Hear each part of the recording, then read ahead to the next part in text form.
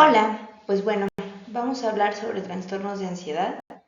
Que es el principal grupo o el primer grupo en incidencia de trastornos psiquiátricos, ¿de acuerdo? Nuevamente, pues yo soy Ángel Burgoa, médico psiquiatra y psicoterapeuta. Vamos a ver que es un trastorno que podríamos pensarlo está de moda o una serie de trastornos que están de moda, pero realmente sí son justamente los trastornos de mayor incidencia en nuestra población, refiriéndonos a los trastornos psiquiátricos. Entonces vamos a ver que el término de ansiedad ha desempeñado un papel central tanto en la teoría psicodinámica como en la investigación más científica en estas áreas de neurociencias y varias escuelas del pensamiento que no solamente van a ser científicas, sino filosóficas. Los trastornos de la ansiedad están asociados con una morbilidad significativa, no se quedan solamente con el simple sensación o evento en agudo, sino lo que hacemos las personas para contrarrestar, minimizar, evitar esos síntomas de ansiedad. Desafortunadamente algunos son crónicos y desafortunadamente aún más, la mayoría de ellos van a ser refractarios a tratamiento. Vamos a ir entendiendo a lo largo de la presentación que vamos a tener una asombrosa interrelación entre los factores genéticos, pero también las experiencias de las personas. Y bueno, recuerden que este es un curso pues de justamente como generalidades. Podemos tener exposiciones completas o seminarios completos, pero trataremos de verlos los más importantes de manera breve. Y el número 1 en incidencia es el trastorno de fobia, de acuerdo a las fobias. Vamos a ver que el término fobia alude a un miedo excesivo a un objeto, circunstancia o situación específicos. Una fobia específica es un miedo intenso y persistente a un objeto o situación. Vamos a ver que el diagnóstico de fobia específica, vamos a ver que requiere para tenerlo la aparición de una ansiedad intensa hasta llegar al pánico. ¿Cuándo sucede esto? Pues cuando la persona, el paciente, se va a exponer a ese objeto o situación temidos, ¿de acuerdo? Y bueno, pues aquí justo tenemos pues los casos de la fobia a las arañas, a los ratones, a los lugares altos, ¿de acuerdo? Anteriormente tenían nombres muy específicos, pero hoy en día los llamamos o los nombramos así, ¿no? Fobia específica a las arañas, fobia, no diremos aracnofobia, ¿no? Que era el término como se me olvida el nombre correcto, pero justo específico, ¿no? Para nombrarle, ¿no? Aquí ya le diremos así, o miedo a las alturas, etcétera. Ok, entonces vamos a ver que estas personas que tienen el padecimiento, pues van a tener esta necesidad de anticipar o de evitar el daño de estas experiencias de angustiarse y que el miedo generalmente es a perder el control y por lo tanto evitar. Vamos a ver que la prevalencia a lo largo de la vida de las fobias específicas es del 10%, es un porcentaje muy alto, de 100 personas, 10 lo padecen o de 10 personas que ustedes conocen, por estadística, una tiene alguna fobia específica. Como decíamos, es el primer trastorno mental más frecuente entre mujeres y el segundo más habitual en hombres. La tasa de fobia específica entre mujeres va a duplicar a la de los varones y los informes cifran entre un 50 y un 80% de comorbilidad en la fobia específica. Vamos a ver que dentro de los trastornos que van a estar acompañando a las fobias específicas va a ser la ansiedad, el trastorno de estado de ánimo, que ya tenemos un video también relacionado a esto, y también los trastornos relacionados con sustancias. ¿Cuándo es que aparece una fobia específica? Pues vamos a ver que puede ser el resultado de que podamos nosotros emparejar un objeto o situación específicos con las emociones de miedo y de ansiedad que tienen que ver con supervivencia. ¿Y cómo es que van a tener o cuáles son estos mecanismos de emparejamiento? Pues van a ser factores genéticos, es decir, si yo tengo una hacen una familia que son naturalmente ansiosos, pues es más fácil que viva situaciones donde nos vivamos ansiosos y que las reacciones sean exageradas. Dos terceras partes, a tres cuartas partes de probandos afectados cuentan con al menos con un familiar de primer grado con una fobia específica. Es decir, es muy común. Vamos a ver cuáles son los criterios diagnósticos. Vamos a ver que tenemos que, o las personas que van a cumplir con los criterios, miedo o ansiedad intensa por un objeto o situación específica.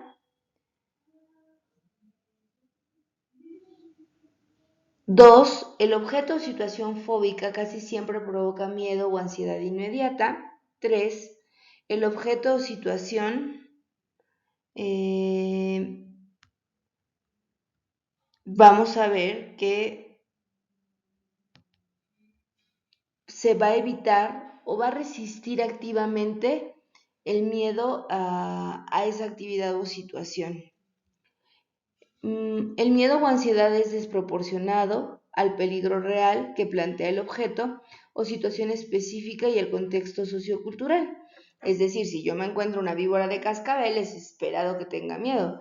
Pero si la víbora de cascabel es una fotografía, entonces es desproporcionado. Puedo tenerle miedo a las arañas, pero una araña realmente, a menos que es una araña venenosa, no me va a matar. Vamos a ver que este miedo persiste o dura típicamente 6 o más meses.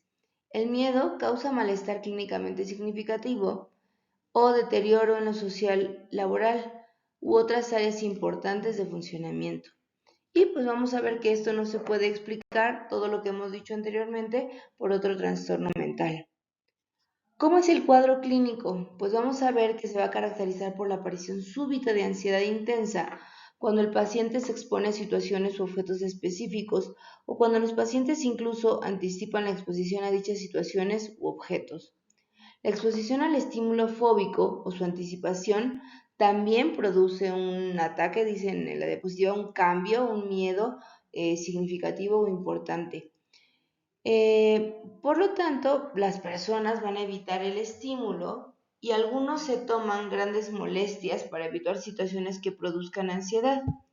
Muchos pacientes presentan trastornos relacionados con sustancias, en especial el alcohol, porque pues justo como sabemos el alcohol es un depresor del sistema nervioso central y entonces va a disminuir los síntomas de ansiedad y es muy fácil de conseguir, socialmente aceptado, y las personas pueden estar ocupando justo el alcohol para lidiar con estos síntomas ansiosos. Una tercera parte de las personas que tienen fobia también van a tener criterios suficientes para el diagnóstico de trastorno depresivo mayor. ¿Cómo, cómo van a estar las personas que tienen fobia? Pues vamos a ver que tienen presencia, eh, un, un miedo irracional y espero que se acuerden de este término de ego distónico, es decir, lo sufren o lo padecen a una situación, actividad u objeto específico. Ya decíamos, puede ser hablar en público, un animal, una circunstancia en específico. En ocasiones, pues justo la, la incapacidad que les genera esto puede llevar a los cuadros de depresión y es muy frecuente que las personas raramente busquen tratamiento para esto. Estas fobias que inician en la infancia generalmente van a continuar hasta la vida adulta y vamos a ver que la gravedad del trastorno se mantiene relativamente constante. Vamos a ver que nosotros, a pesar de que es la patología con mayor frecuencia, realmente pocas personas acuden a tratamiento por esto. Los medicamentos ayudan, pero solamente como en los episodios breves, como a la exposición de la situación o del objeto que causa el miedo, pero lo más importante van a ser las terapias, ¿de acuerdo? Terapia conductual, que es el tratamiento más estudiado y efectivo. En algunos pacientes sí podemos llevarlos a estas psicoterapias orientadas a la introspección. ¿Cómo es que una arañita de este tamaño le cause tanto miedo? ¿De acuerdo? Reflexionar sobre eso. Terapias virtuales y otras modalidades terapéuticas. Vámonos por el segundo trastorno, que serán los trastornos de ansiedad generalizada. Anterior, y después nos vamos a ir hacia eh, el de, me estoy equivocando, vamos a empezar primero con el trastorno de ansiedad social, anteriormente llamado trastorno de fobia social, ¿no? Así le decimos regularmente, hoy el término correcto es trastorno de ansiedad social, y el que seguirá será el de ansiedad generalizada. Entonces vamos a ver que este trastorno de ansiedad social va a ser un miedo que implica este miedo a situaciones sociales, incluidas las que implican el que me revisen, me califiquen o el contacto con desconocidos. Las personas tienen miedo de sentir vergüenza en situaciones sociales, es decir, reuniones, cuando tienen que exponer en público y pues cuando tienen que conocer a gente nueva, ¿no? En un cambio de año, un cambio de escuela, de trabajo incluso.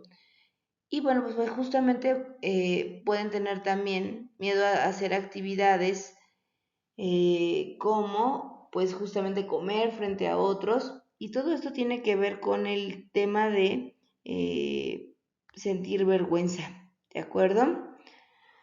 ¿Qué más? Vamos a ver que el diagnóstico eh,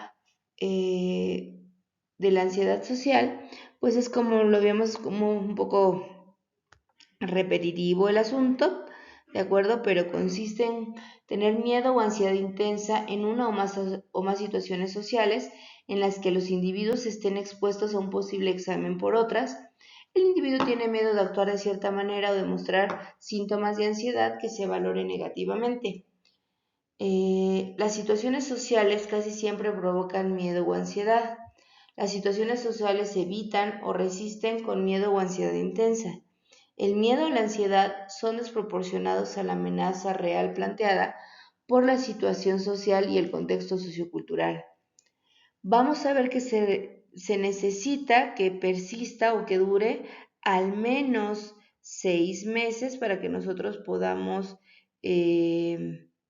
diagnosticarlo, y vamos a ver que el malestar tiene que ser significativo, de acuerdo, clínicamente significativo. Realmente me da vergüenza, vamos a decirlo así, o me reprobé ya una materia, perdí un trabajo o no me presenté a la entrevista del mismo. ¿Cómo se tratan estos? Pues vamos a ver que aquí va a ser mucho más importante el tratamiento farmacológico o tiene eh, sí es importante la psicoterapia, pero aquí los medicamentos nos van a ayudar un montón. ¿Cuáles son los medicamentos principalmente ocupados? Pues van a ser los inhibidores selectivos de la recaptura de serotonina y las benzodiazepinas para los eventos agudos. La psicoterapia, podemos ocupar tanto terapias conductuales, cognitivo-conductuales, eh, como orientadas a la introspección, entender por qué o cómo es que nos estamos sintiendo así de preocupados por el escrutinio de las demás personas.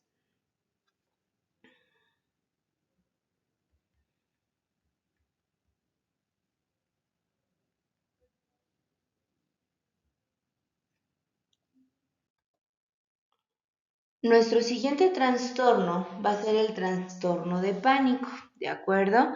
Y vamos a decir que un trastorno de pánico se caracteriza por la aparición espontánea e inesperada de crisis de ansiedad grave, es decir, ataques de pánico o crisis de angustia recurrentes que pueden no estar desencadenadas por ninguna circunstancia en particular. O sea, a diferencia de las fobias, no hay una araña, no hay una altura, o de la ansiedad social, no hay un grupo de compañeros o un jurado que me va a calificar, y que no hay un peligro real, pero vienen estos eventos muy intensos donde aparece la ansiedad.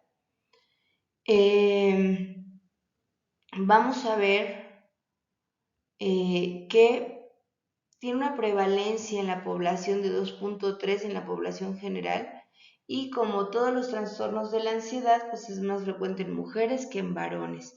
Y tenemos dos picos de aparición importantes: al final de la adolescencia y a la mitad de la década de los 30. Vamos a ver que la etiopatogenia, pues tenemos una, eh, una hipótesis bioquímica que tiene fundamento en 5 teorías fundamentales: que hay una hiperactividad noradrenérgica, alteración de los receptores GABA, ¿no? Que eso tiene que ver con por qué las benzodiazepinas nos funcionan para el tratamiento de estos, una regulación a la baja de los receptores serotoninérgicos posinápticos y su relación con el sistema noradrenérgico, una hipersensibilidad al CO2, y vamos a ver que la influencia de otras sustancias como la cafeína, que son estimulantes, también han ayudado justamente a favorecer esta idea de que bioquímicamente se pueden generar. Vamos a ver que tenemos también una hipótesis cognitiva, y vamos a ver que los pacientes van a percibir síntomas por activación del sistema nervioso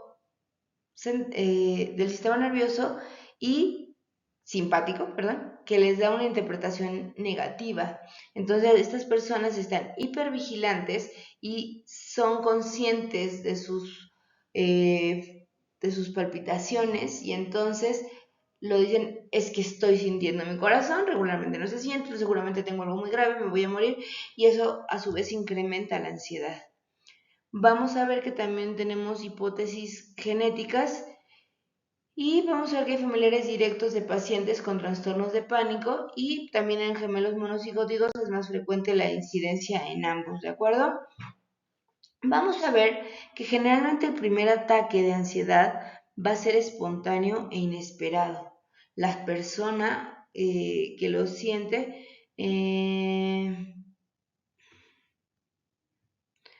no está haciendo ninguna actividad en particular.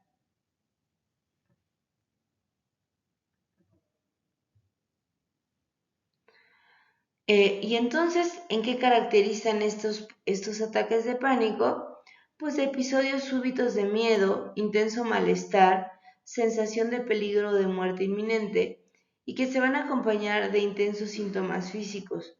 Suelen durar entre 15 a 30 minutos, siendo la sintomatología más intensa durante los primeros 10 minutos.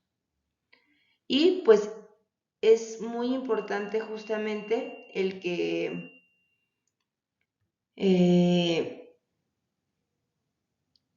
el que se sienta que se va a perder el control. ¿No? Las personas que han vivido un ataque de pánico saben que son intensamente dolorosos, por decirlo de una manera, incapacitantes, van a ser muy fuertes, ¿de acuerdo?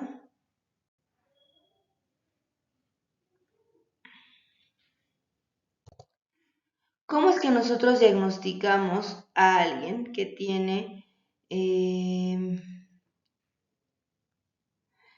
un, un trastorno de pánico? Bueno, pues para establecer el diagnóstico deben presentarse varias crisis de ansiedad graves asociados a un intenso cortejo de síntomas físicos durante un periodo mínimo de un mes. Es común que tras un primer ataque de pánico sucedan otros, apareciendo cierta ansiedad anticipatoria. Si bien dijimos el primero no podíamos saber qué venía, pero si me ocurrió en la biblioteca, o si me ocurrió en el baño, o si me ocurrió manejando, pues ahora cada vez que yo me meta a bañar, o que me suba a un carro, o que visite la biblioteca, voy a estar justamente pues justo pendiente de eso.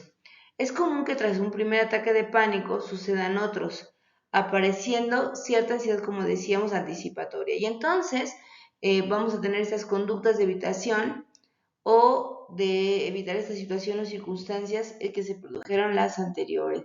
¿Cómo vamos a tratar los trastornos de pánico? Pues la farmacoterapia también es lo más importante, ¿no?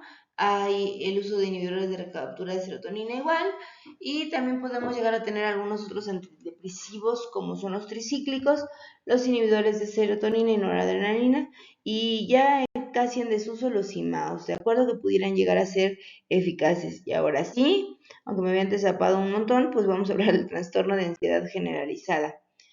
Vamos a ver que la ansiedad generalizada es una respuesta emocional de miedo o aprensión ante un peligro o amenaza actual o anticipado, real o imaginado, con un doble componente físico y psíquico, que provoca una conducta de ataque o de huida. Cuando hablamos de trastorno de ansiedad generalizada, se caracteriza por un estado persistente de ansiedad y preocupación, y que va a estar la mayor parte de los días y dura más allá de 6 meses. Puede estar desencadenado por circunstancias estresantes, aunque como dijimos, el primero a lo mejor no estaba realizándose nada en particular. Y va a generar, eso sí, un intenso malestar y disfunción en la persona que lo padece.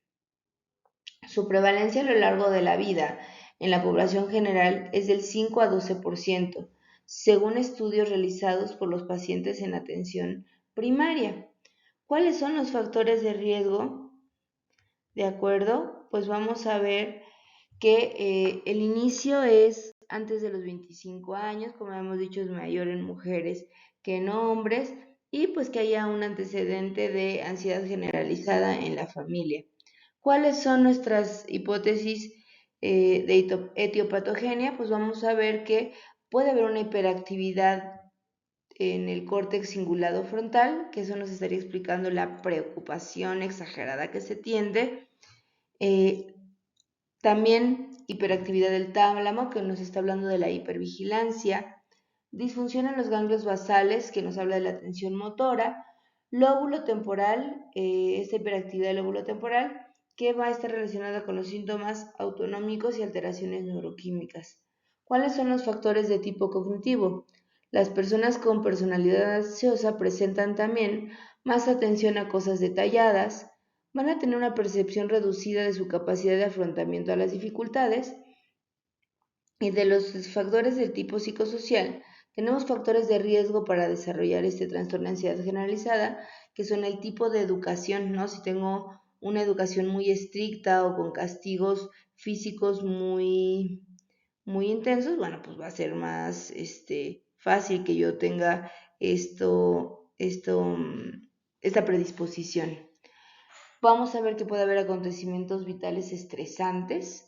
Si vivo en una circunstancia de guerra, por ejemplo, ¿no? Es mucho más fácil que yo lo desarrolle. Y si tengo relaciones familiares y laborales complicadas. ¿Cómo se presenta el cuadro? Pues como hemos dicho, generalmente hay ansiedad, y la ansiedad se mantiene persistente y una preocupación excesiva, y generalmente va a estar acompañada de síntomas somáticos o sintomatología somática, como los relacionados de la atención motora, pues van a ser contracturas musculares, inquietud, puede haber cefalea, dolor de cabeza muy frecuente o persistente, hiperactividad vegetativa, como son la sudoración, las palpitaciones, síntomas gastrointestinales, el insomnio, que es súper frecuente, y la irritabilidad. ¿Cómo tratamos a este trastorno? Pues lo más importante va a ser aliviar la ansiedad, reducir la discapacidad, mejorar la calidad de vida y tratar las comorbilidades alrededor de esta. ¿Cuáles son las desventajas? Que es un tratamiento de muy larga evolución. La primera línea, pues son los inhibidores selectivos de la recaptura de serotonina o recaptación de serotonina, y que necesitamos que se sostenga el tratamiento desde 6 hasta 12 meses. Como sabemos, las dosis se inician en dosis bajas, y de ahí pues vamos a ir aumentando la dosificación hasta que tengamos una eficacia y se tolere el fármaco. Si los inhibidores de recaptura no se pudieran utilizar, ya sea por efectos secundarios o por alguna circunstancia en particular, pues tenemos en segunda línea a los antidepresivos duales, la venlafaxina y la duloxetina. Y muy importante para completar el tratamiento de estos pacientes, pues tenemos el uso de benzodiazepinas, de pregabalina y de gabapentina como coadyuvantes en los síntomas. Vamos a tener nuestro siguiente trastorno, que es el trastorno de estrés postraumático.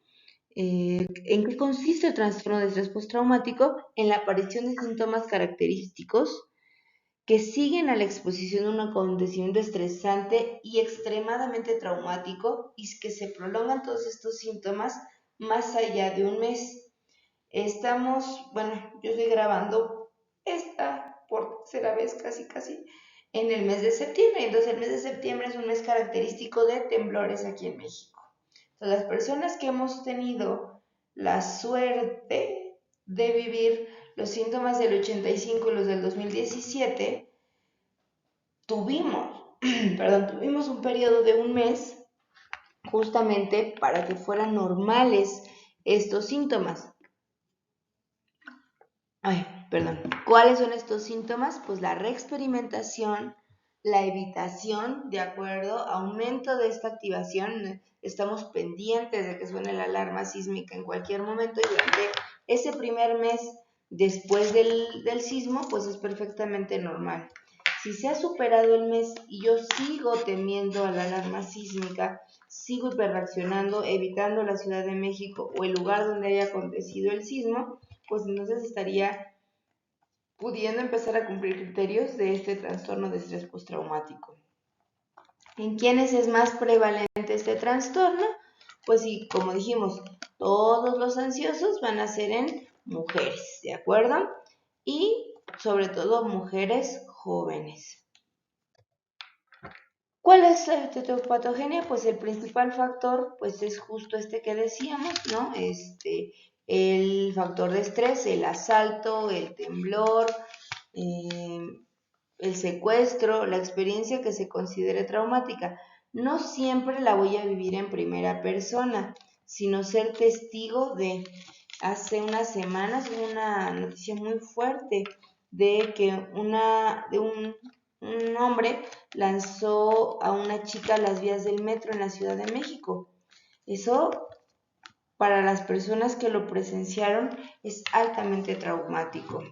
Entonces, cada uno de nosotros tenemos como un nivel o un umbral de lo cual para nuestra mente se considerará traumático o no. Y entonces vamos a decir que hay un significado subjetivo de este factor estresante que va a estar presente o no para desarrollar el trastorno o no. ¿Cuál es la etiopatogenia? Pues como decíamos, es de ser testigos de un evento traumático, un suceso traumático, presenciar accidentes con personas que fallecen, lo que les decía yo de este personaje del metro, una catástrofe natural, ¿de acuerdo? Ser amenazado con un arma, por ejemplo, en un asalto, ¿de acuerdo? Trauma ocurrido a un ser querido, lo que decíamos, ¿no? El secuestro de alguien o un accidente, una cirugía donde estuvo en peligro la vida de alguien, sufrir un ataque físico, un evento violento, una golpiza, como decimos regularmente, y ser víctima de una agresión sexual o de violación. ¿Cómo se presenta este trastorno? La principal manifestación consiste en la reexperimentación del acontecimiento traumático de manera persistente. Por ejemplo, pues estas personas pueden empezar a soñar el asalto, el secuestro, el sismo, el examen de grado, ¿no? Si no le fue bien. Hay alteraciones del sueño como insomnio o pesadillas persistentes, dificultad en la concentración porque justo se está reviviendo el evento, irritabilidad, estado de hipervigilancia y respuestas de sobresalto, ¿no? Les hablan por su nombre y ya están saltando.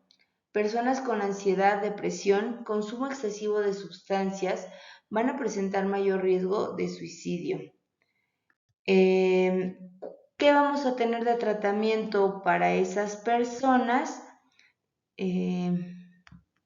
Pues como siempre, nuestros inhibidores selectivos de la recaptura de serotonina.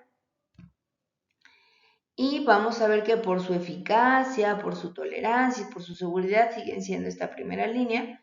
Tenemos también como tratamientos coadyuvantes los anticonvulsivantes, el ácido valproico y la carbamazepina, y algunos neurolépticos como son risperidona, loperidol o lanzapina. Y va a ser muy importante también tener un tratamiento de tipo conductual, algún tipo de psicoterapia de este corte. Como decíamos, debe seguir un modelo de intervención en crisis de apoyo, ¿no? En el momento en que me empiezo a sentir mal, ¿cómo voy a justamente reaccionar? Y la educación y desarrollo de mecanismos para sobrellevar y aceptar el episodio.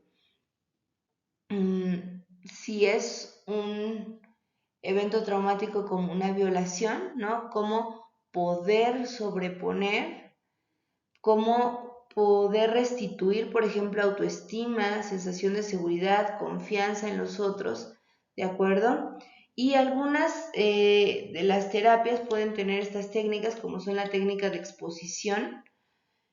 Por ejemplo, si fuera en el sismo, encender el sonido de la alerta sísmica, ¿de acuerdo? Y ayudar a la persona a que si al inicio tolera 20 segundos, pues que lo dure 30 segundos, dar cuenta, ¿no? Se hacen estos seguimientos como de biofeedback, ¿no? Le tomamos frecuencia cardíaca, respiratoria y le vamos demostrando, ¿ves? Te das cuenta que puedes ir manejando lo que no ha aumentado tu frecuencia cardíaca, que tu frecuencia respiratoria también está controlada, ¿de acuerdo? También tenemos terapia del manejo del estrés y pues esas son técnicas de relajación para disminuir la repercusión emocional de este suceso traumático. Como lo decíamos, pues son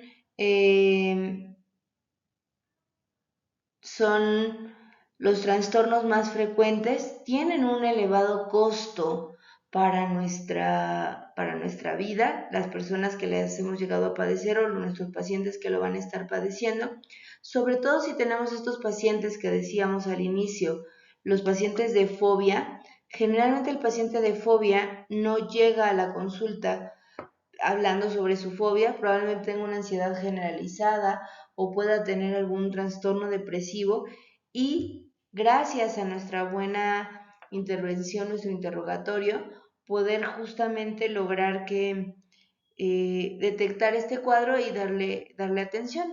Son, son trastornos que a pesar de lo común y lo, pues sí, frecuentes que tenemos generan un alto estigma para el propio paciente. ¿Cómo es posible que yo le tenga miedo a esto? O se piensa que con voluntad es más que suficiente para poder lidiar con estos, pues sí, con estos trastornos.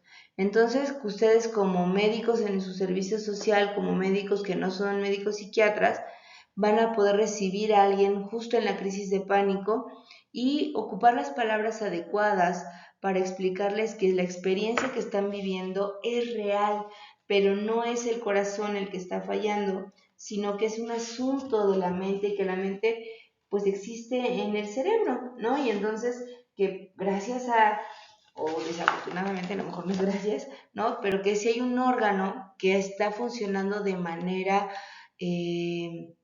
alterada y que por eso las sensaciones que tiene, que aunque él o ella podía jurar y perjurar que lo que estaba viviendo era un infarto, pues afortunadamente no se está infartando, pero que al igual que lo llevaría a un infarto, necesita tener atención suficiente y con el personal adecuado para que esto no se repita. ¿De acuerdo? Ok. Entonces, pues con esto terminamos justamente nuestro tema de trastornos de ansiedad. Repásenlo, ¿de acuerdo?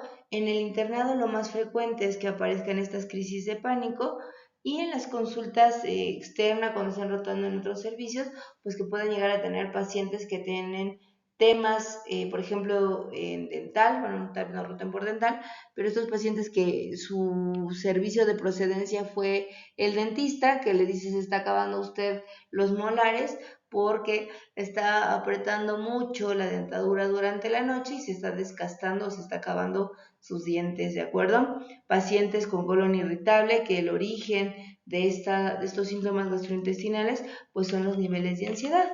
Entonces, hay muchas maneras que los pacientes van a llegar o pueden iniciar un tratamiento oportuno y adecuado para su trastorno, y qué mejor que ustedes estén preparados para diagnosticarles y para atenderles. Pues ha sido un gusto participar con ustedes de este proceso y pues nuevamente me despido, quedo a sus órdenes. Soy Ángel Burgo Martínez, médico psiquiatra. Gracias.